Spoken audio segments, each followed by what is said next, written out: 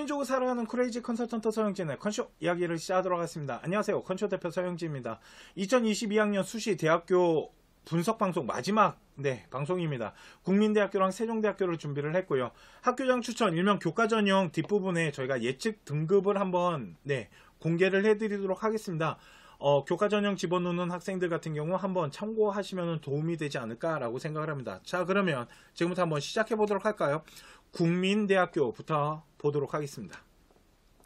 국민대학교는요, 일단 교과 성적 우수자라고 해서 이게 결국은 이게 그냥 교과전형이다 라고 보시면 되고요. 내신에 대한 단순 등급을 가지고 뽑는다. 그래서 교과 100%로 뽑고요. 면접이나 서류 같은 건 들어가지 않아요. 그런데 얘네 같은 경우는 최저라는 게 반영이 되는데 국민대학교 같은 경우는 좀 교과 전형에 대한 이런 패턴을 좀 많이 바꿨어요. 처음에는 최저가 없는 대신 면접이 있었다가 그 부분 뺐다가 최저 집어넣었다가 그리고 이 최저를 유지하고 있는데, 그래서 좀 오래된 데이터까지 입결을 볼 필요는 없고요. 작년 2021 데이터 정도만 참고를 하면 되지 않을까 라는 생각이 들고요.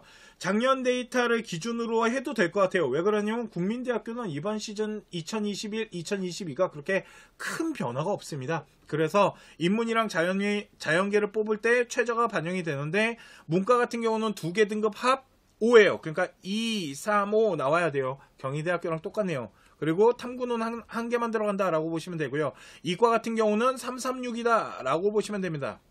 그러니까 최저가 그렇게 세지는 않아 보여요. 그렇다고 이 국민대학교 무시하는 건 아니지만 국민대학교 수준으로 봤을 때 이 정도 최저를 맞추는 게 쉽지 않은 학생들도 있을 것 같아요. 그래서 교과 성적 우수자 뒷부분에서 저희가 예측 등급 컷을 보여드리겠지만 그렇게 낮게 평가할 수는 없고, 또 하나는 국민대학교는 저희 경험상 이제 추합이라는 게 도는데 추합 데이터가 그렇게 막 흔들면서 빠지진 않아요. 근데 작년에 좀 흔들리는 과들이 좀 있었거든요. 그 과들은 좀 유심하게 좀 잘 봐야 된다. 경쟁률 체크 잘 해야 된다. 이런 부분들만 좀 잘 체크를 하면 될 것 같고요. 세종대학교를 지금부터 한번 보도록 하겠습니다.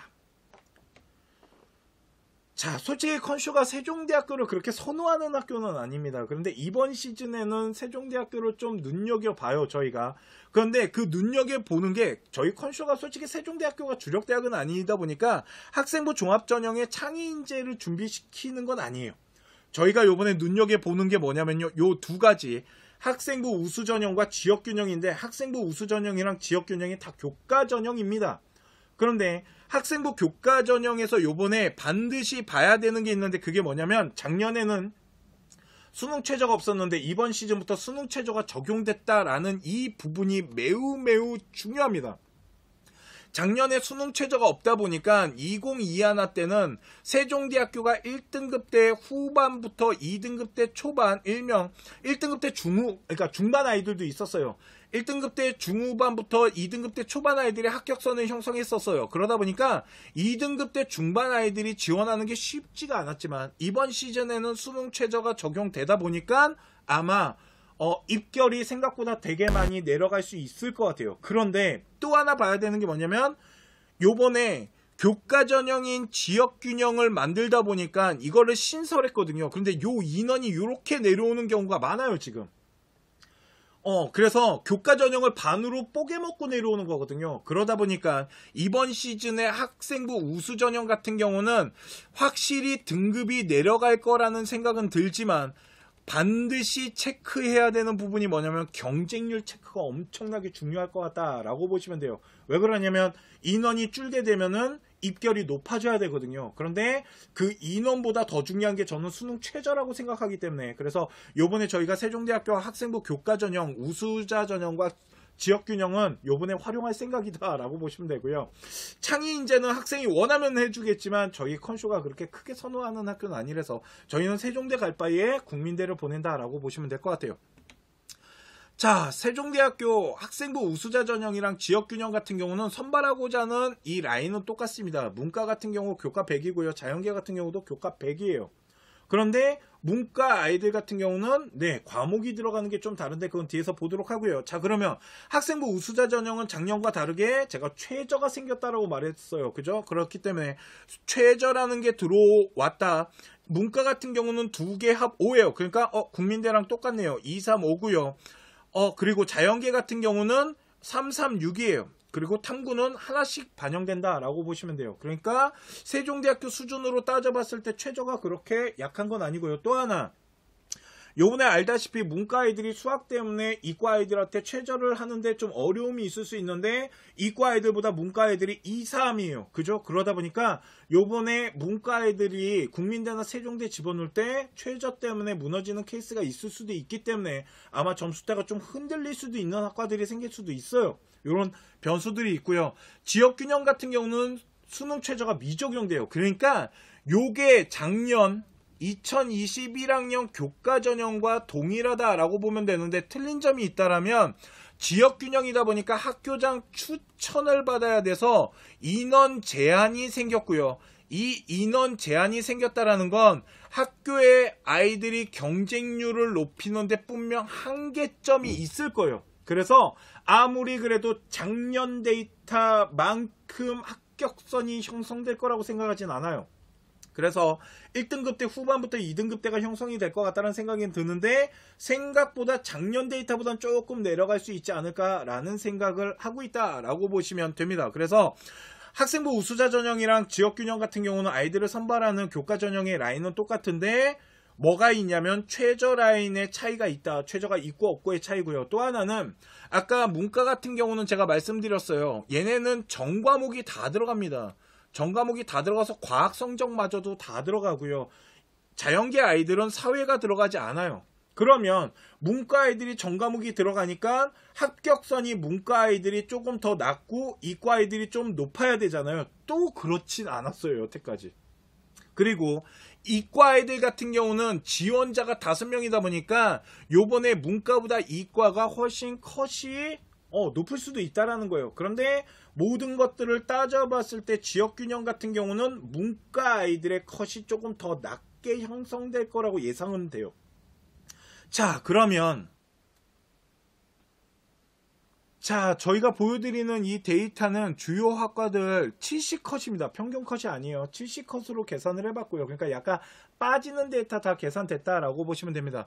국민대학교 인문계 같은 경우는 국어국문과나 영어영문과 같은 경우 한 2.25에서 2.18인데 영어 영문과 같은 경우는 요번에 조금 조심해서 봐야 되는 과다. 작년에 데이터가 좀 무너진 게 없지 않아 있고요. 행정학과 같은 경우는 작년에 6.9등급이 들어갔거든요. 이거 솔직히 이런 거 찾으려고 노력하시면 안 됩니다. 그런데 행정학과 같은 경우는 4등급 대 6등급 대 아이들이 들어가다 보니까 이게 평균점을 좀 깎아먹고 내려갔어요.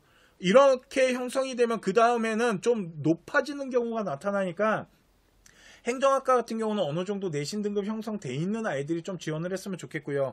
정치외교 같은 경우가 한 2.2, 그리고 미디어 같은 경우는 아시다시피 인기학과고 얘네학과 같은 경우는 매년 어느 정도 점수대를 형성하고 있어요.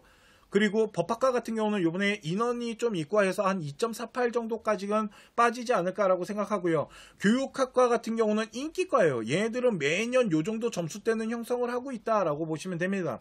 경영학부는 2.23이고요. 국제통상이 경영학부보다는 조금 항상 낮게 형성이 되고요.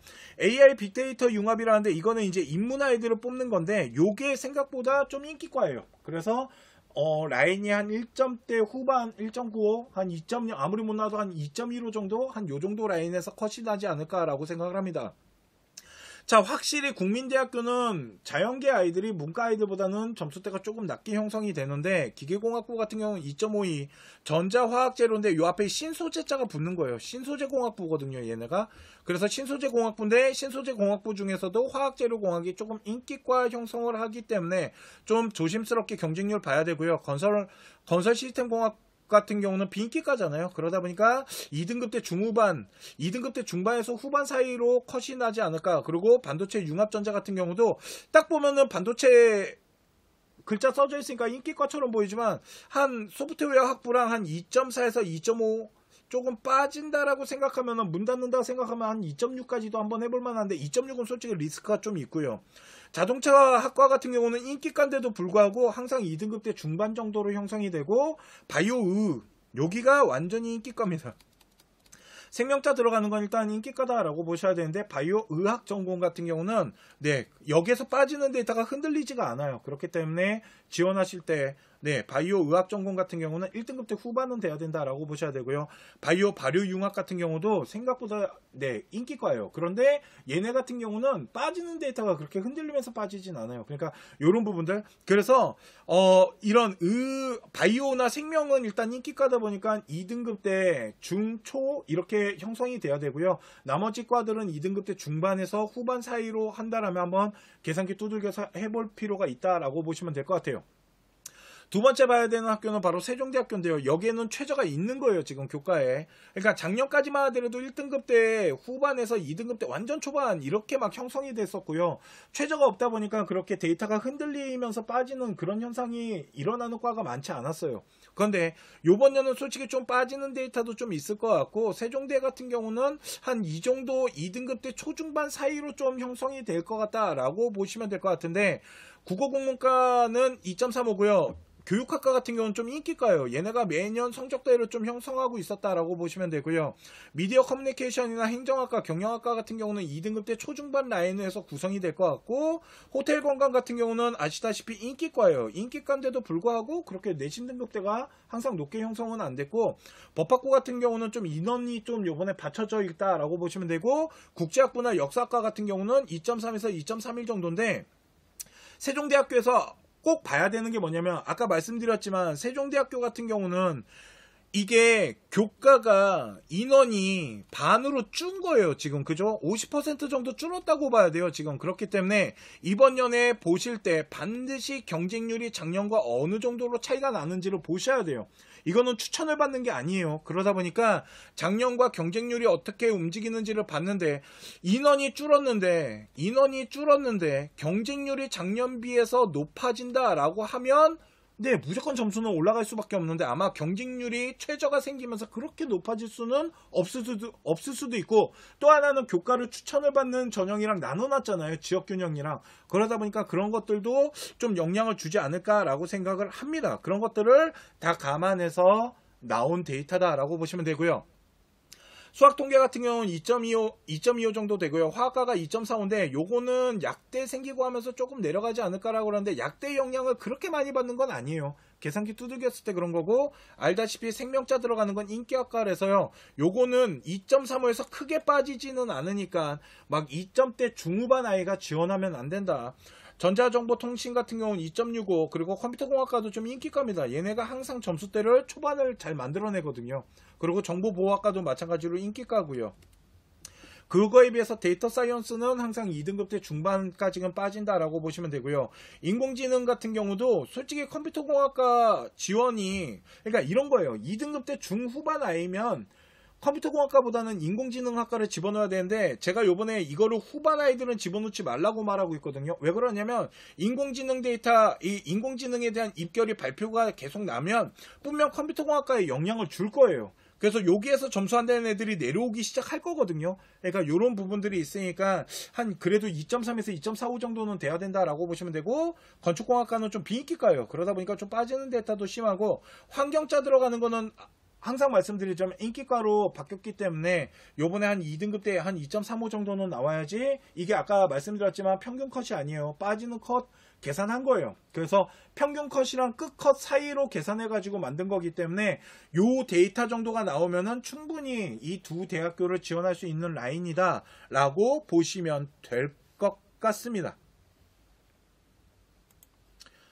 자, 지금까지 제가 준비한 것이 국민대학교랑 세종대학교예요. 2022학년 수시 대학교 분석방송 마지막 대학교를 국민대학교랑 세종대학교를 해드렸어요.